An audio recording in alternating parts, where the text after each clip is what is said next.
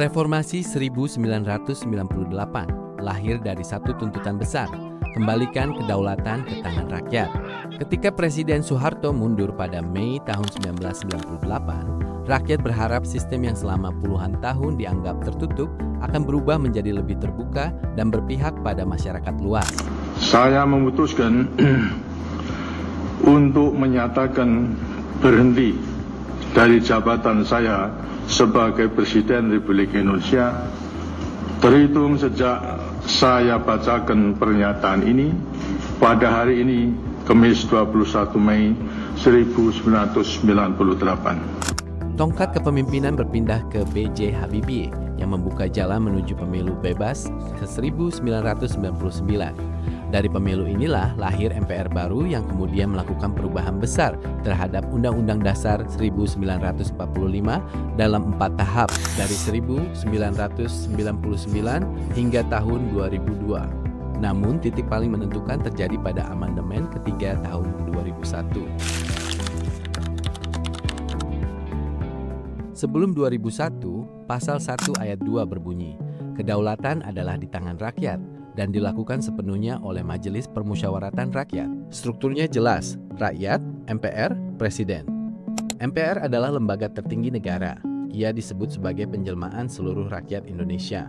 Presiden dipilih dan bisa diberhentikan oleh MPR. Ada garis representasi yang tegas dan eksplisit. Namun pada amandemen ketiga tahun 2001, pasal itu diubah menjadi kedaulatan berada di tangan rakyat dan dilaksanakan menurut Undang-Undang Dasar.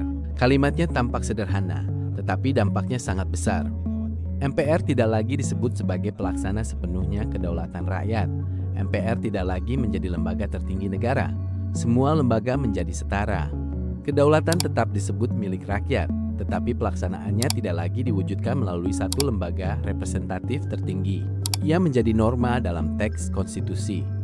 Disinilah sebagian kalangan melihat adanya pergeseran mendasar, di mana rakyat tetap disebut berdaulat, tetapi tidak lagi memiliki institusi yang secara eksplisit disebut sebagai pelaksana utama kedaulatan itu.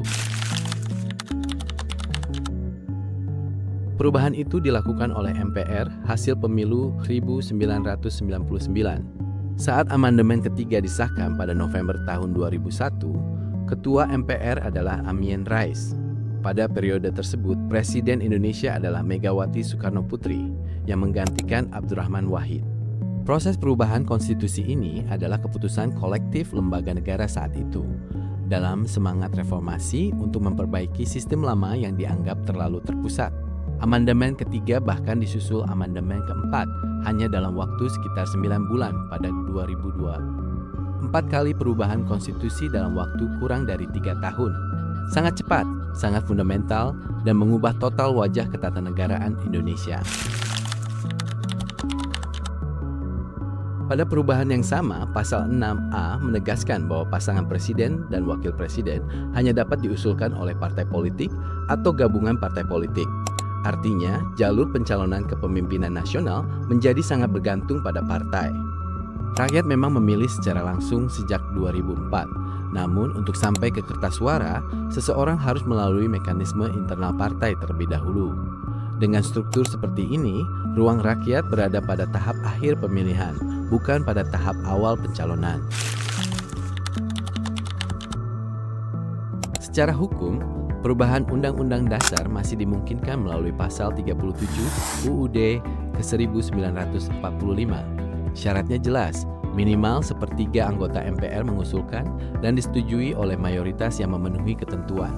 Namun komposisi MPR saat ini terdiri dari anggota DPR dan DPD, di mana mayoritas DPR berasal dari partai politik. Sementara pencalonan presiden pun diatur melalui mekanisme partai. Artinya, perubahan konstitusi hari ini bergantung pada persetujuan pihak-pihak yang terbentuk dan bekerja di dalam sistem hasil amandemen itu sendiri. Dulu tekanan reformasi sangat besar, sehingga perubahan dianggap mendesak.